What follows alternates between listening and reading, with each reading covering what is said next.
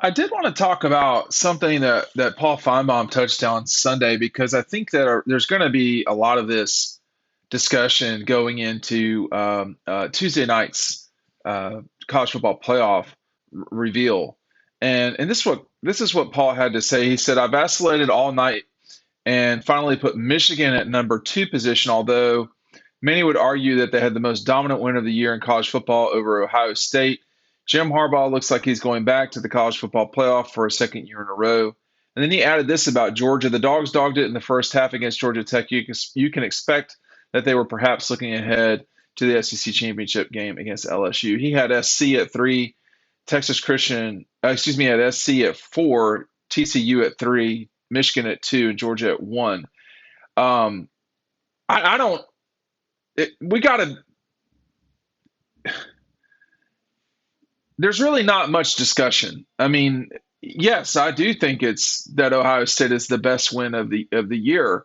It's also Michigan's one of two top 25 wins. Georgia has four.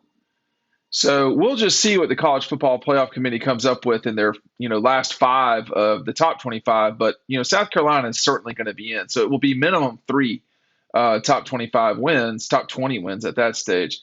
And Georgia's win over Tennessee was pretty decisive, I would say as well. Georgia's win over Oregon was a beating.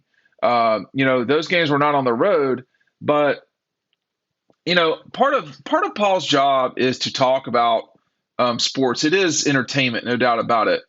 Um, but we do need to kind of be intellectually on. And Paul is not some anti-intellectual. I mean, he's a smart guy, and I think he shows that consistently. But there is entertainment involved here. ESPN entertainment is the first word, and there's no way. I don't know what will happen, but I'll tell you this: there's no way that with a straight face you can put Michigan in front of Georgia, and here's the reason why. Obviously, in terms of eye test, I don't know that you can say Michigan looks better than Georgia. I think they look better than Georgia Saturday. They did not the week before, or the week before that, or most of the season, if not all of the season. Secondly, if it comes down to a resume test, which I don't think it necessarily should, I think it should be the best four teams. Then Georgia's got Michigan beat there as well. So if this is a matter of saying, hey, which of these two teams is better, it's hard to argue that Michigan's better. I also, in either case, I also would say that the on on Saturday, when I think no matter, I want to add this: had Ohio State won that game, they would have had virtually the same quote resume as Michigan, and I guarantee you that they would have put Ohio State number one. That folks would have voted. I guarantee that might not be the right way to put it. Oh, the college football playoff would have them number one. Now the voters on the traditional polls. They're not as sold on this. 94% of the first place votes of coaches and media went to Georgia. So there's going to be pressure, implied pressure. There's no reason why you'd move Georgia down one. Georgia's beaten the number one team in the country in this month. So Michigan hasn't done that, right? Oh, Tennessee sucks. How do we know Ohio State doesn't suck? I mean, if like we're being honest, how do we know that they don't? They don't. They obviously do not. Okay, but I think it would be hard to really justify putting Michigan over Georgia. Now, Paul can use big words, and I can't spell vacillated. I'll tell you that right now.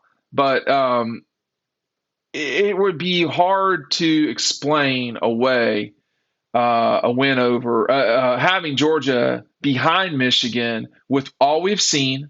Michigan hasn't beaten a top 15 team the way that Georgia beat Oregon. They haven't. Now, the other problem for Michigan is, Georgia plays the team that's number 11 right now in the AP poll, LSU this week. If Georgia beats them, LSU will probably, I mean, they'll still be top 15. So some of these teams are frozen in their track, like they can't really move up. South Carolina, Oregon, Tennessee. You don't get really penalized that much for losing to the number one team in the country. We've seen that over time. Hey, listen, before I get too deep in this video, a lot of y'all are taking advantage of this. We got Kelee Ringo-Signed books. A lot of people are buying these. People are going to our friends at Red Zone and asking for them. Red Zone does not have them yet. I have all of them. So a little bit later in the week, they'll be at Red Zone, which is on Clayton Street downtown. That's where we did the Kelee event. But you can pick up a link. The link is right down below. There will be a very limited number of them. I have a very limited number of them, generally speaking. So get them now. I mean, we had more than 10 sold this morning. We can't keep that pace up for very long. So that's what it is. Folks are buying these. They've been buying them like crazy lately. So go ahead and grab it while you can. The link is down below. But I think, to me, we can't really have this commentary from folks. I mean, I saw Reese Davis said that he put Michigan number 1 in his AP poll, and it's his poll.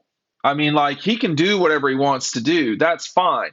But he's in the vast minority. I mean, he's talking about 6% of total voters, whether it's the coaches or the AP vote. So I think it's going to be hard to really justify putting Michigan past Georgia.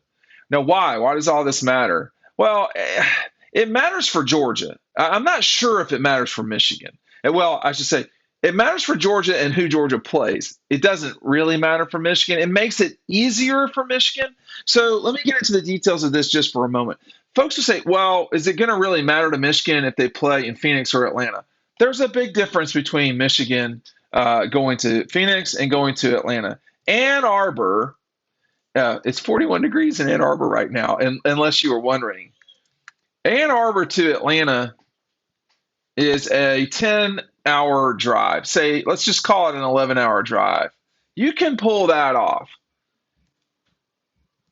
A drive to Phoenix is a 30-hour drive.